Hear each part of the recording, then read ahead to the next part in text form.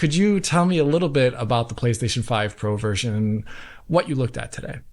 Yeah, so I looked at the quality mode and the performance mode and took kind of a look at them with respect to that original PlayStation 5 version, at least as it is right now, as of the latest patch, because I think that's where a lot of players will be coming from. And yeah, to your point, I think what we saw from Remedy early in this generation was Control in 2021. There you had RT transparent and opaque reflections. You had their original kind of upsampling solution, their very novel upsampling solution at the time. And it looked pretty good on consoles, looked pretty great on consoles at 30 FPS and then at 60 FPS without the RT reflections. But when it came time to Alan Wake 2, I think because it's a much more visually sophisticated game, because it's doing a lot more intensive things with its ray tracing on PC, that wasn't included on consoles. So basically here they've gone back in, and at least in the quality mode on PS5 Pro, they have actually added in those RT reflections again, which I think is pretty cool. So if you compare the two versions of the game, the PS5 Pro in quality mode and the PS5 in quality mode, you see those RT transparent and opaque reflections, and they look really, really good. Previously, the reflections relied mostly on SSR plus an SDF fallback that was very Right. approximate but perspective correct. So it looked very blurry. Oftentimes it looked like a slightly different color than the main scene even, but it did look perspective correct, which was kind of cool. But here, you're getting a lot more of that reflective detail. The RT reflections apply to water most prominently, like the water surrounding this area in Chapter 2. It also applies to transparent materials like glass. So the windows outside of this coffee shop get perfect pin sharp reflections at an angle. Likewise with the windows of these cars and the front of this display case. Previously, they might have tried to reflect a very rough impression of your character from the information available in screen space, but obviously that's not going to look great a lot of the time, and a lot of the time, I actually think it hurt more than it helped here. So the RT reflections are adding quite a bit to the game. Even when things are kind of in screen space, like on the underside of this cup in the diner, which Alex pointed out in his original PC coverage, because it doesn't have that information for the bottom of the cup, it's not actually reflecting properly in screen space. Then when you see it on PS5 Pro, it is actually reflecting properly there, so it does look quite good. And so I think overall, even though you're going to get to some of the concessions that Remedy have made to actually accommodate this mode on the console, I think it is a pretty successful implementation, at least with respect to that old PS5 version of the game, adding some lighting detail, adding some RT reflections into that title. It does make the game look, I think, a fair bit better here, and I think it is probably maybe that kind of standout RT feature. Maybe if I had to just pick one from the PC version, it does add quite a lot to the game here in some areas, especially like around bodies of water. There are some areas where it's not quite perfect though, like the RT reflections can be a bit noisy and awkward looking, and Alex will talk about this a little more, like with the wood paneling in the lodge here. There are surfaces that previously didn't get SSR treatment. They looked a little bit matte, perhaps unrealistically matte here, but I'm not sure applying reflections to them looks that great. Also with like the metal cabinets here, and the wine glasses here, where the denoising is not quite working quite correctly there, where it's speckling quite badly. But in terms of the other settings that this game has on PC, the other settings appeared more or less identical with that old PS5 version. One change that I did note is that the shadow settings appear to have been upgraded or changed a little bit.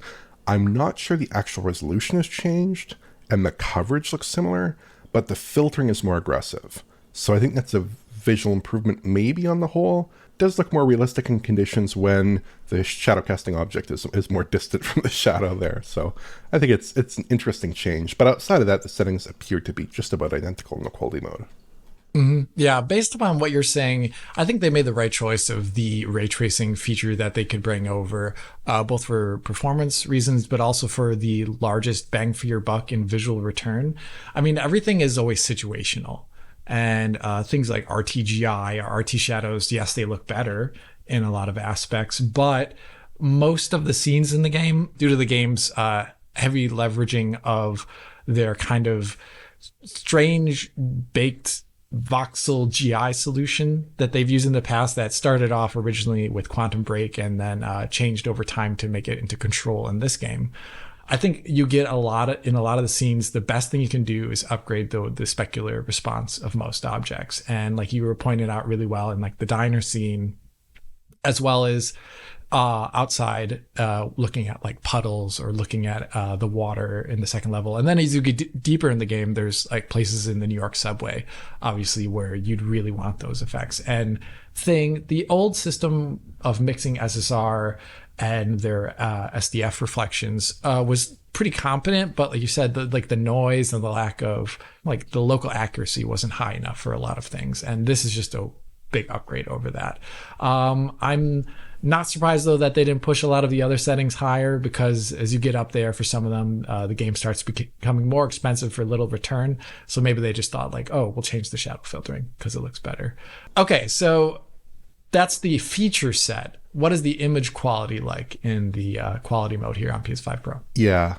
So I thought this was interesting, and Alex will talk about this in more detail with respect to one of the most prominent PC upscalers, obviously DLSS here. Image quality is where things got a bit trickier than I expected, unfortunately.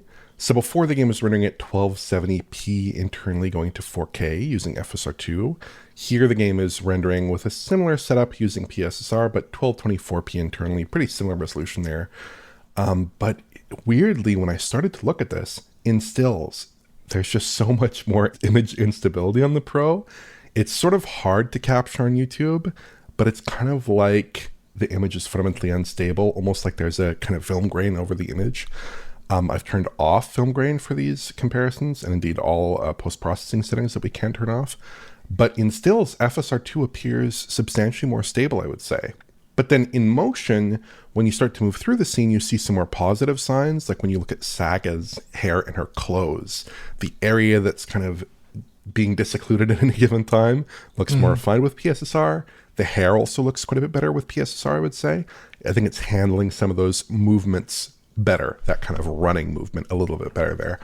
But a lot of the issues with FSR2, where I was hoping to see some improvement with breakup and aliasing across the image when it's kind of unstable in motion across like distant bits of the image in foliage and things like that, those kind of aren't here. They trade off a little bit in terms of temporal stability. In PSSR's favor here, the oh dear sign has less breakup than with FSR2, but also in this scene, the power lines never really resolve clearly when we're walking forward. Like they always appear low resolution, always lack anti-aliasing treatment, or appear to lack anti-aliasing treatment. They're not being effectively smoothed there. Now, there is one final PSA that I wanted to mention here. These comparisons obviously have turned off motion blur, but I would also recommend possibly, even though this is very uncharacteristic of me because I do like motion blur quite a bit, I would recommend possibly turning off motion blur, because with side-to-side camera motion in particular, the motion blur really amplifies the appearance of aliasing. I think because they're using low-res post-processing on the console versions. That would be my suspicion here, based on certainly on with the PS5, how the PS5 version is running. I suspect it's probably the same here. That was also true with FSR2, but in side-to-side camera movements, I found that FSR2 struggled a bit more than PSSR. So with PSSR, the difference is more stark here. You're going from not a ton of aliasing to quite a bit of aliasing. So especially in the performance mode, I would suggest turning that off. In the quality mode, I'd also possibly suggest turning it off, but there you do have a bit more of a trade-off with, like, you know, fluidity. There's 30 FPS with no motion blur. I'm not the biggest fan personally. And so one last thing I wanted to talk about with the PS5 Pro version in quality mode is performance. The game on PS5 mostly locked 30 FPS, but it can still drop frames in some areas, namely the foliage-heavy forest area. We're still basically in the upper 20s here, but I can get the frame rate to suffer some extended dips. PS5 Pro, it's not perfect, but the same area drops just a few frames here and there. It's running at an overwhelming 30 FPS the overwhelming majority of the time. No issues really. Runs a bit better than the old quality mode on the PS5. So it is an improvement there. Nice to see some stability there. But it really is just the forest area I found on the PS5 that was a concern. So it's more like in some of these real trouble spots with a ton of foliage on screen and whatnot, you are getting a bit of a more stable performance level on the PS5 Pro there.